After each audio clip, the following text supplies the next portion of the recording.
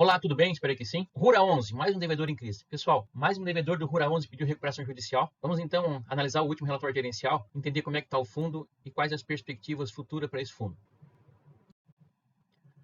Ok, vamos analisar então alguns números aqui, antes de nós passarmos para o relatório gerencial do Rura 11. Dia 27 de janeiro, ele está cotado agora a R$ 7,03, está com PVP de 0,70, ou seja, está com 30% de desconto. Com relação aos seus dividendos, ele vem pagando desde novembro 6 centavos. Ele fez esse pagamento agora no dia 8 de janeiro. A sua DataCon é sempre no último dia útil de cada mês.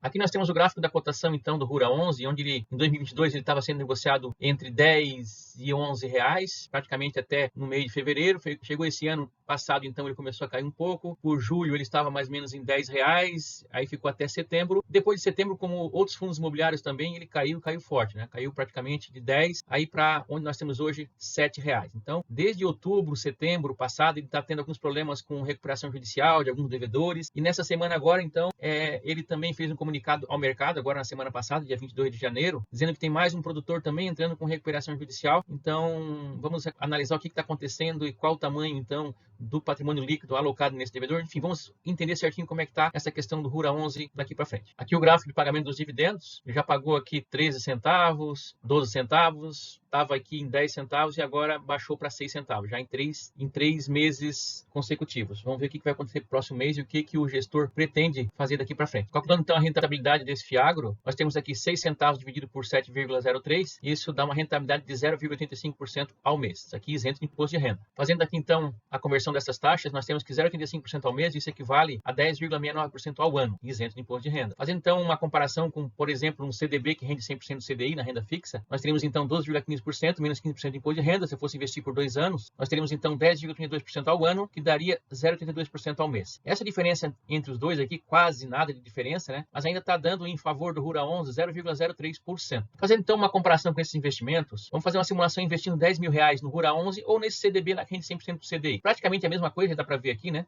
0,85 ao mês no Rura 11 para 0,82 dá pouca coisa. Mas vamos entender o que dá essa diferença aqui. Deixássemos então esses 10 mil reais aplicado em 10 anos no Rura 11, reinvestindo sempre os dividendos, ele mantendo esse pagamento, nós teríamos daqui a 10 anos R$ 27.612,66. No CDB, R$ 26.644,23. Praticamente R$ 1.000 a mais no Rura 11. Se ficasse 20 anos então investidos nessa mesma taxa, daria R$ 76.245 no Rura 11 contra R$ 70.991 nesse CDB. Então, a gente vê que mesmo com uma diferença pouca, no caso 0,03%, ainda no longo prazo ele dá uma diferença interessante, praticamente R$ 5.000 aqui a mais no Rura 11. Calculando então o Magic Number desse FIAGRO, lembrando que o Magic Number nada mais é que a quantidade de cotas que eu tenho que ter de um fundo imobiliário, no FIAGRO, no caso aqui, para que no próximo mês, somente com os dividendos pagos, eu já consiga comprar mais uma cota. Então, como é que faz essa continha? Divide a cotação atual pelo dividendo pago, 7,03 dividido por 0,06 dá 118 cotas. 118 vezes 7,03 daria um investimento aqui de R$ 859,54. Então, esse aqui é o valor que eu tenho que investir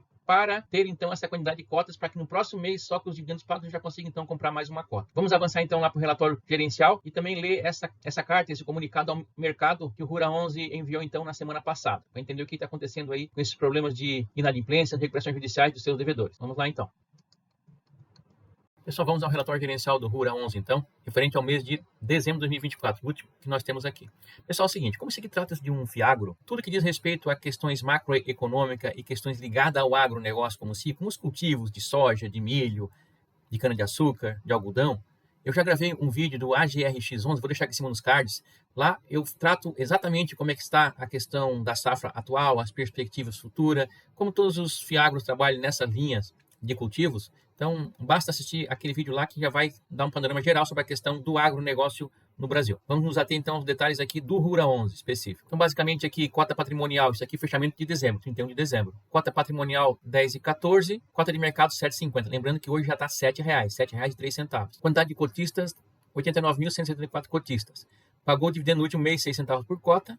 Patrimônio líquido de 1,6 bilhões de reais. Dividendo na cota de mercado, basicamente em torno de 10,03% ao ano. Com relação ao comentário do gestor, O Rura 11 encerrou o mês de dezembro de 2024 com 95% do patrimônio alocado em crédito agro em 61 devedores. Com base em nosso cenário base atual e com informações contábeis disponíveis que estamos acompanhando junto ao administrador, nossa visão nesse momento segue sendo que a partir deste próximo mês consigamos iniciar a retomada gradual para os patamares históricos de proventos do Rura e buscar até o final do primeiro semestre de 2025 atingir uma distribuição mais próxima do carrego líquido da carteira, que hoje está em CDI mais 2,5%. Então eles querem tentar entregar em torno de 15% ao ano. Ele traz aqui então uma atualização sobre dois casos que temos como PDD, né? A provisão de devedores duvidosos. Até aqui tinha apenas esses dois aqui confirmados. Então tínhamos aqui, ó, primeiro, Consentini, 3,4% do patrimônio líquido. Temos garantia real de alienação fiduciária de uma fazenda que cobra cerca de 130% do valor da dívida em uma venda forçada. Então esse é esse devedor que nós temos com problema. Segundo devedor, Portal Agro, 1% do patrimônio líquido. Nossa expectativa segue sendo que após a colheita da safra, a recuperação tende a ser maior e com isso termos mais chances de receber o valor total da próxima parcela devida, que é em fevereiro. Então, esse segundo devedor aqui, aí ele fala o seguinte: em relação aos casos em watchlist, no caso a lista de observação, atualmente na carteira em dezembro tivemos mais um caso que incluímos nessa lista. Trata-se do produtor rural Pedro Merola, Grupo Santa Fé, que representa um pouco mais de 0,7% do patrimônio líquido do Rura e que, como noticiado na mídia, entrou com um pedido de tutela cautelar. Pela nossa proximidade com o devedor e a boa cobertura de garantias com alienação fiduciária de terras que temos na operação, junto com os demais investidores do CRA, conseguimos nos resguardar que antemão e peticionar em conjunto com o devedor, atestando que o CRA não estará sujeito a eventual recuperação judicial, bem como reafirmando que não essencialidade dos bens dados em garantia perante o juízo. O produtor pagou a parcela de juros de dezembro e estamos em discussão para o alongamento da dívida sem qualquer perda para o nosso crédito. Então esse devedor aqui ele está em observação, ele já pediu tutela cautelar, provavelmente vai pedir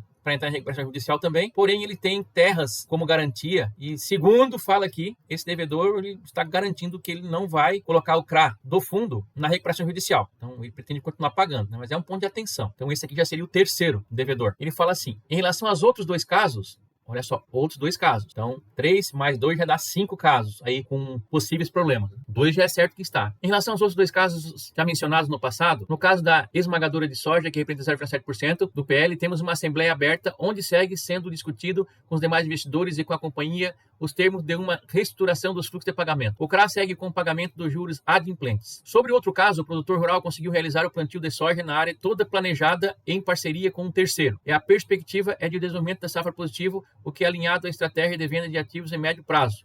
Um alongamento nos fluxos da dívida que está sendo discutido com os credores. Fará com o fluxo de caixa ao final da safra permita com que ele consiga seguir honrando os pagamentos da nossa operação. Então, pelo que indica, ele não fala o nome aqui, que esse outro devedor aqui é esse que acabou de entrar em recuperação judicial agora na semana passada, dia 22 de janeiro. Tá? Então, realmente, os casos estão se somando, né? Nos últimos 2, 3 meses aí já é o quinto caso com problema. Então, ele fala aqui que atualmente tem 3 casos aí nesta lista de observação, o que soma esses 3,3% do patrimônio líquido do fundo. Além daqueles 2 lá que já estão, né, com a recuperação judicial já determinada. Então, são 5 casos aí com problema de inadimplência no fundo. Aqui é a DRE do fundo. Em dezembro, então, ele teve um resultado aqui de 23,7 milhões, que deu aqui basicamente 14 centavos de resultado por cota. Entregou apenas 6. Porém, aqui nós já tivemos no mês de outubro aquela provisão de devedor duvidosos aqui de 18 milhões. Então, ele diz que ele gostaria, como ele fala lá, que a partir do próximo mês ele já comece a entregar os dividendos melhor para tentar chegar então no CDI mais 2,5% até no primeiro semestre de 2025. Vamos ver agora se eles vão ter que prever mais alguma provisão para devedores duvidosos aqui já no mês de janeiro. Vamos ver como é que vai ficar essa questão do impacto que vai dar com esse novo devedor. Se realmente vai se concretizar essa dívida novamente para o fundo. Então hoje basicamente ele está aqui com um lucro acumulado de 8,1 milhões, que é basicamente essa diferença aqui, né, que teve agora nesse mês de dezembro. Então ele está aproximadamente aqui com em torno de praticamente uma entrega de 6 centavos e meia quase aqui de reserva. Então pode ser que no próximo mês ele consiga aumentar um pouquinho mais já essa entrega de dividendos. Porém, temos que ver qual vai ser o impacto ainda dessa recuperação judicial nova no fundo. Aqui ele mostra então a entrega por cota nessa linha laranja, mostrando claramente que ela vem diminuindo, né, em função aí desses problemas que ele teve nesses últimos 3 meses. Tomara que no próximo mês já volte um pouquinho. Está dando aqui praticamente 10% de rendimento anual. É pouco, né? Pelo risco que se corre é pouco. Aqui nós temos um gráfico que mostra o rendimento do Rura na cota patrimonial, que seria aqui no 44,63%, comparado com o CDI, que daria 38%, mas porém nós estamos a cota de mercado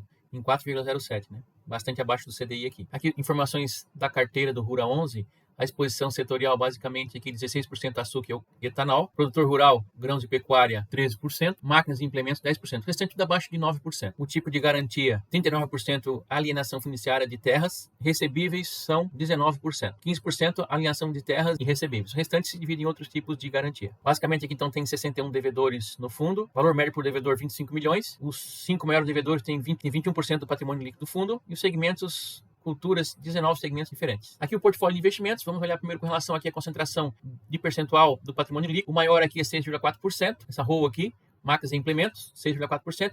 O restante tudo abaixo de 3,5%. Isso que é o bom ter uma carteira diversificada, né? Mesmo já tendo problema aí com 3, 4, 5 devedores, a soma não é tão grande ainda do patrimônio líquido com problema. Temos aqui, por exemplo, a Consentini, essa já está com problema, efetivamente, né? 3,4%. E a Portal Agro, mais 1%, essas duas. Temos aqui o Pedro Merola, que também está com aquela situação ali que aparentemente não vai entrar esse CRA na recuperação judicial. Talvez ele consiga então honrar, até porque tem terras também aqui como garantias. E agora, esse último devedor aí que entrou no comunicado da semana passada, o José Domingos Lotti, produtor rural, e aqui ele está com 1,9% do patrimônio líquido. Então esse aqui é o que está entrando agora em recuperação judicial em janeiro. Entrou, né? Semana passada já foi aprovada pelo juiz. Ele traz aqui os dados também com relação à taxa de administração, que é 1% ao ano. Taxa de performance 20% sobre o que exceder o CDI mais 1%. Volume negociado, média diária, 5 milhões, então um fundo bastante líquido. Os indexadores, ele não traz aqui um gráfico que mostra especificamente, mas dá para ver aqui na carteira que praticamente quase que 100% aqui é CDI. Tem alguma coisa em dólar, a maior parte é CDI. Uma pequena parte aqui do patrimônio líquido aqui,